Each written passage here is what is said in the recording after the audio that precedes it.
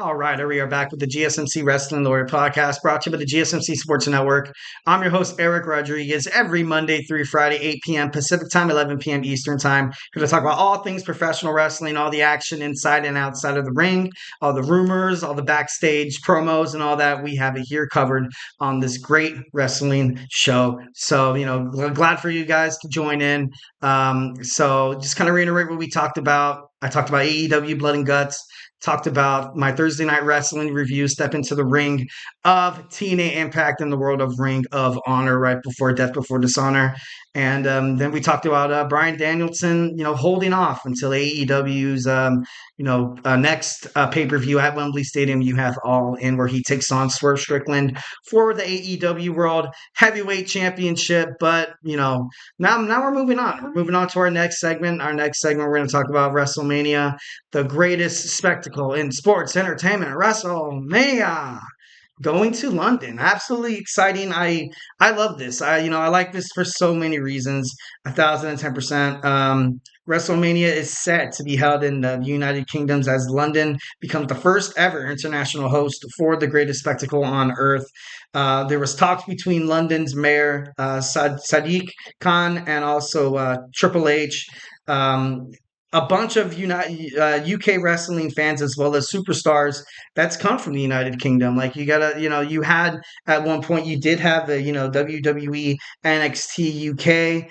And, you just can't help but to feel that, bringing something as great as professional wrestling, something as special as WWE has become over the past couple of decades. They've had record-breaking events, PLEs outside of the United States. Obviously, you had some in Canada, France, Australia, Scotland, Saudi Arabia, and they've done well. They've done very, very well, and you can't really, I know a lot of people. There's going to be a lot of, there's going to be a lot of hate. There's going to be a lot of backlash online of people being like, okay, so you're taking WWE's greatest event, you're going to take it out of America, and it's going to be hard for people. But I feel like if people love wrestling so much, they'll put up with the travel, they'll put up with the flight fare, they'll put up with the lodging and stuff like that. It's not going to be easy, and it's going to be very, very expensive. But it's something that I feel like WWE has been wanting to do for such a long time, is to host WrestleMania internationally, but it was never really kind of took place. The idea never really shot out of the cannon, so to speak. But so now you kind of have it becoming real, very, very real. So Sadiq Khan expressed his enthusiasm.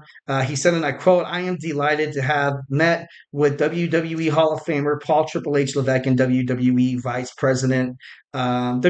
President Nick Khan to discuss how London will be the first ever international, um, you know, WrestleMania." So, pretty big words. Khan was very vocal about attracting more global sports spectacles to London. There's not a confirmed date quite just yet, but obviously WWE, and of course, if Sadiq Khan, the mayor of London, is serious about this, bringing sports to, bringing big sporting events to London. This is quite a way to kick it off, and this is quite a way to kind of get the buzz going around. This is going to excite people 1,010%. You're going to see UK fans. You're going to see young wrestling fans get so excited to see finally WrestleMania going international. Wow, in itself.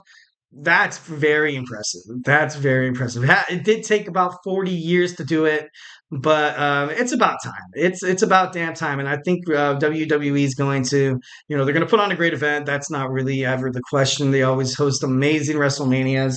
I don't really think I've ever seen like a really bad WrestleMania. I could do a little bit of research and find some bad WrestleMania spots. But overall, it's the shows of shows, man. It's the grandest stage of them all, WrestleMania.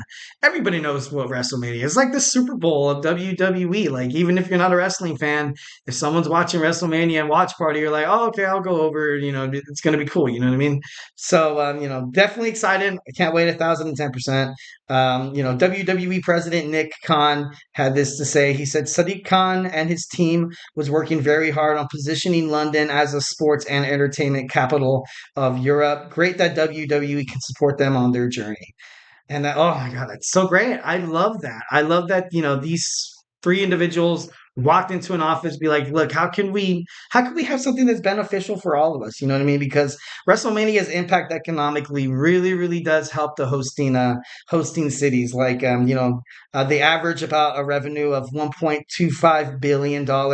They draw about 150,000 fans from over 64 countries.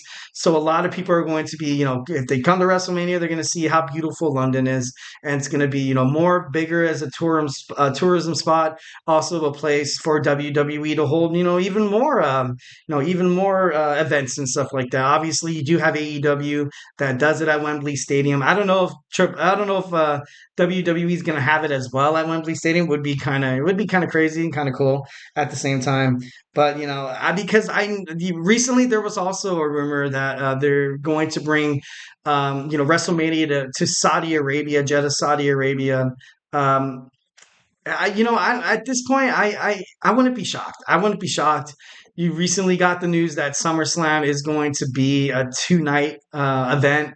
And, I kind of speculated that as, WWE kind of compensating to be like, all right, if we're going to move WrestleMania outside of the States, then we overall kind of have to get it to the point where we can kind of butter up the fans to be like, oh, we can't be too mad at WWE for leaving the United States, because you still have SummerSlam. You're going to still have, the biggest party of the summer. You're going to have Survivor Series. You're going to have the Royal Rumble. WrestleMania is huge, and 1,010%. Oh God, it's an amazing show. But I think right now it's time for a change for WWE in terms of internationally and stuff like that. And under this new guidance of, Triple H teaming up with the WWE president, Nick Khan, you can totally tell that WWE is going to go more international, and a lot of fans might be reluctant for accepting the idea, but overall, in terms of business, I think it's going to be great. And once again, kind of reiterating on some of the best superstars that you've seen come out of the United Kingdom, come out of the European era. Gunther, you see how amazing that guy is. You have Drew McIntyre, you have Nikki Cross, you had Cesaro, William Regal, Finn Balor, you had the British Bulldog, Sheamus, Pete Dunne, Becky Lynch, you had Andre the Giant, you also had Bruno Sammartino. So, a lot of success could come, and this could definitely, start sprouting up new professional wrestlers. Maybe they can have a brand happening over in Europe. Like I said, they did have the NXT UK for a little while. Don't know why exactly they don't have that much anymore. But I think there's definitely something they can bring back. They can plant a seed where, WWE could be international. I know there was talks about them doing some territories in Puerto Rico, inside Mexico City, and stuff like that. They recently did have a super show down there in Latin America.